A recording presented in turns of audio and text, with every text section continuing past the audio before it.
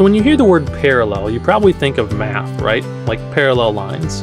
And the concept here is actually kind of the same. In math, two lines that are parallel are two lines that follow the same path without touching and pretty much look the same. And believe it or not, that's basically the same way it works with grammar. Parallel structure is when all of the words and phrases in a sentence follow the same pattern, so to speak. They're written in the same way. Let's look at a really basic example of this. I enjoy hiking, swimming, and fishing. So there are three words here that are all parallel, that are all written the same way. Hiking, swimming, and fishing. They're all written as gerunds, as ing activities, as things that you do. So this is good. This is parallel structure. But what if I did this? I enjoy hiking, swimming, and to fish. Well, now these things are no longer parallel, and my sentence is wrong. Let's look at another one. She wants to go to college and get a job. Now, this is also parallel. My question for you is, what two things are parallel here? What are the things I'm actually looking at? Answer is, go to college and get a job. Those phrases are both written the same way. Go to college is an action, and get a job is an action. And they're both written in the same tense, so we're good. Let's try a few practice ones. Joey is studying music, dance, and how to make art. Now, what three things should be parallel here? Make a decision. Should be these three. Now, of those three things, which of them are already parallel with each other? Which ones are already written in the same way? Should have said music and dance. So then how do we change this last part? How do we change it so that it sounds just like music and dance?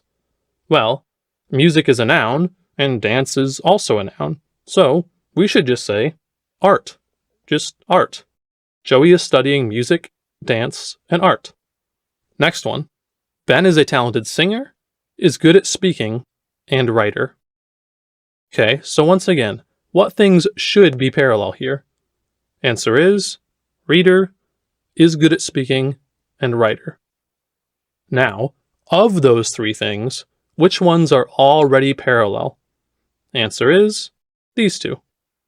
Okay, so how do we change this middle part to make it parallel with the others? Well, it's actually pretty simple. We just say speaker. Ben is a talented reader, speaker, and writer. Couple more. Nick spends his days drinking Mountain Dew, and he eats Doritos. Alright, same question as always.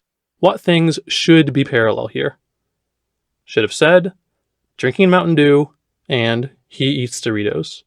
Now, these are clearly not parallel, and since there are only two of them, you could technically change either one to make it match the other, but the simplest one to change would be the second part.